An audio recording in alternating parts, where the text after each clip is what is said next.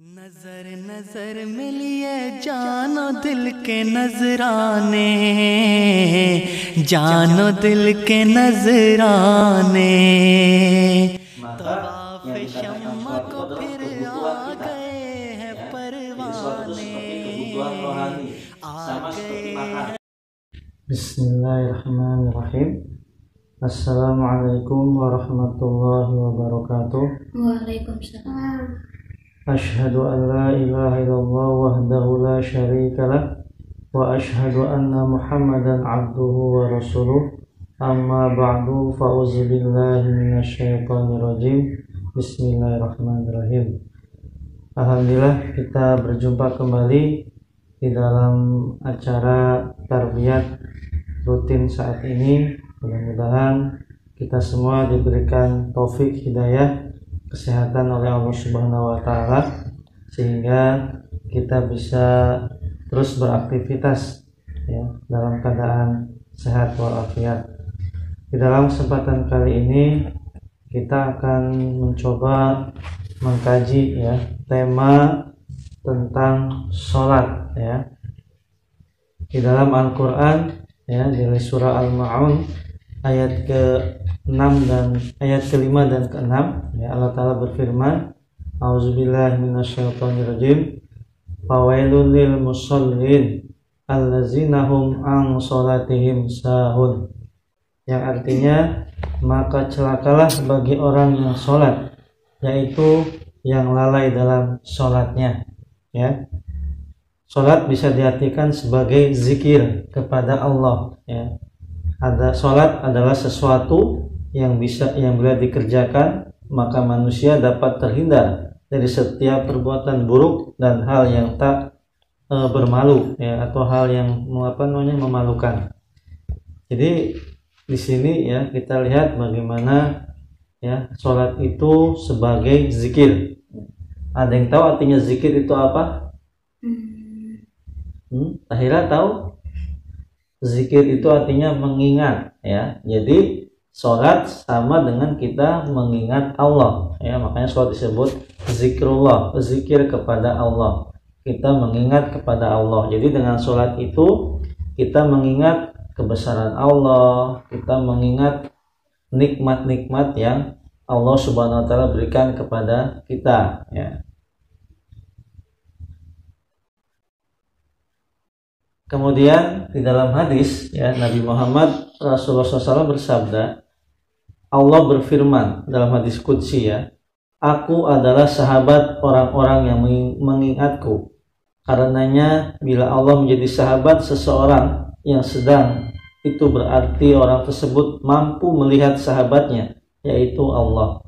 Inilah sebabnya sholat itu disebut sarana berkomunikasi dengan Allah. Nah, jadi menurut Nabi Muhammad SAW ya, sholat juga diartikan sebagai sarana komunikasi ya. Jadi kalau bahasa gampangnya kita itu ngobrol sama Allah ya. Kita itu sedang bercakap-cakap dengan Allah. Makanya kalau dalam sholat itu kita tidak boleh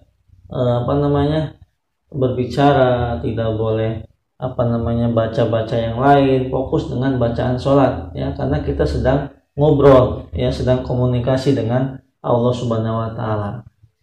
Kemudian dalam hadis yang lain Nabi Muhammad SAW juga bersabda, sesungguhnya orang yang sedang sholat itu sedang bercakap-cakap dengan Tuhannya.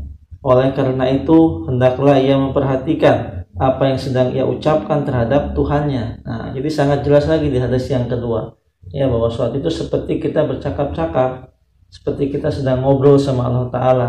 Makanya dalam sholat itu kita dianjurkan untuk memperbanyak doa ya. Kita dalam sholat itu banyak doa, ya Allah sehatkanlah saya, ya Allah sehatkanlah orang tua saya, ya Allah berikanlah saya rezeki dan sebagainya. Nah itulah ya, karena kita sedang ngobrol sama Allah ya, sedang berbicara, bercakap-cakap dengan Allah Subhanahu wa taala.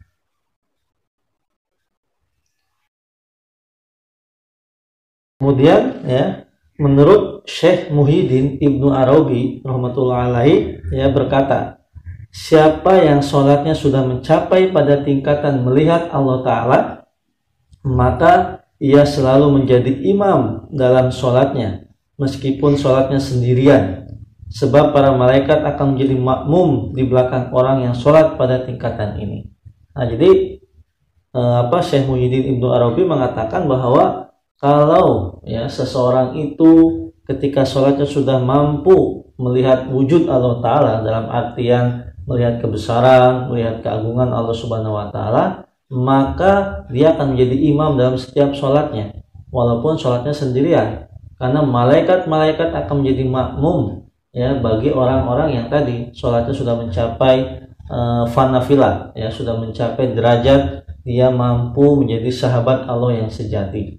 Nah, jadi itu ya, kalau kita ingin menjadi sahabat Allah sejati ya kita harus rajin-rajin sholat ya, kita harus mendirikan sholat dengan baik, dengan khusyuk ya, dengan ikhlas ya, hanya mencari ridho dari Allah Subhanahu wa Ta'ala. Dan ya, menurut Hadrat Masih Maud alaihi wasallam bersabda, apabila kamu mengenal Allah, maka kamu akan terus-menerus mengerjakan sholat. Lihat, hal ini terdapat dalam fitrat manusia, yakni tidak peduli betapapun kecilnya sesuatu itu, apabila sudah disukai, maka hati dengan sendirinya akan ditarik terus ke arah itu. Demikian juga ketika manusia mengenali Allah Ta'ala dan menyukai keindahan dan kebaikannya, maka hati tanpa kendali akan berlari ke arahnya. Dari sesuatu yang hampa akan timbul kelezatan. Sholat yang hakiki adalah sholat yang di dalamnya manusia menyaksikan Allah. Ingatlah, sholat adalah sesuatu yang mengakibatkan urusan dunia menjadi lancar dan juga urusan agama atau rohani. Namun, kebanyakan orang yang mengerjakan sholat, justru sholat itu menjadi laknat bagi mereka. Nah, jadi menurut Hadrat Masih Maud ya, bahwa sholat itu ya adalah sarana kita mendapatkan nikmat-nikmat ya, untuk dimudahkan urusan-urusan dunia maupun urusan-urusan rohani ya. Jadi kalau kita benar-benar mengerjakan sholat lillahi ta'ala semata-mata untuk mencari ridho Allah Ta'ala, maka dunia dan akhirat akan kita dapatkan ya. Tetapi kata Masih Maud, justru banyak ya orang-orang yang mengerjakan sholat justru menjadi laknat ya, menjadi penyebab dosa ya, sesuai dengan ayat tadi, maka celakalah bagi orang-orang yang sholat itu sholatnya yang lalai. Maksudnya apa? Sholatnya tidak benar ya, sholatnya sambil bercanda, sholatnya hanya mengharapkan hadiah, sholatnya hanya mengharapkan dipuji orang. Nah, itu ya orang-orang yang celaka sholatnya, orang-orang yang malah mendapatkan laknat dengan sholatnya, bukan mendapatkan pahala. Nah, maka daripada itu, kalau kita ingin mendapatkan pahala, mendapatkan kemudahan dalam segala urusan duniawi, maka sholatnya harus khusyuk, sholatnya harus benar-benar kita kerjakan lillahi ta'ala, semata-mata mengharapkan ridho dari Allah Subhanahu wa Ta'ala. Itu ya materi sholat yang dapat kita pelajari saat ini ya. Mungkin ada yang ditanyakan tentang sholat? Oh ya, Nizam, apa? Sholat untuk kita atau untuk Allah? Oh ya, ini pertanyaannya bagus ya. Sholat itu untuk kita atau untuk Allah Ta'ala ya.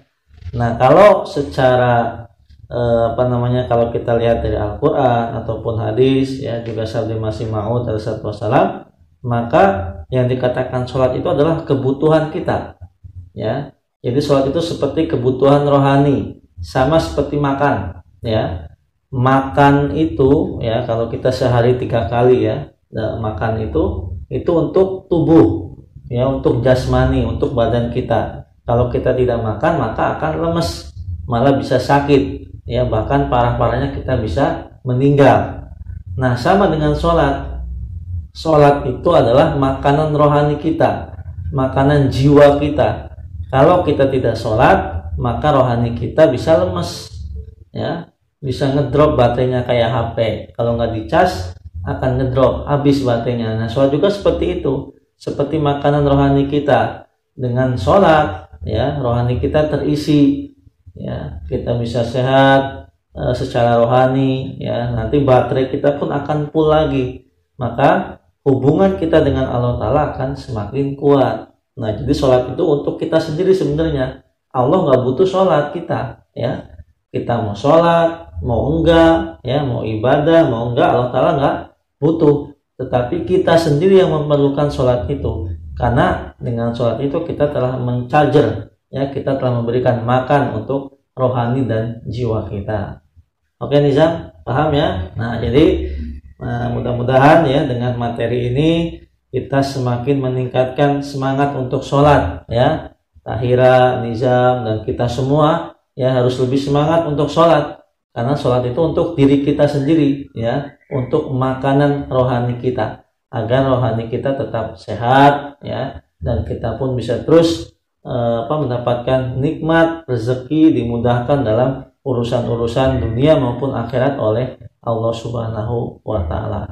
Mudah-mudahan Allah Ta'ala memberikan kita semua taufik dan hidayahnya untuk terus meningkatkan kualitas sholat-sholat kita.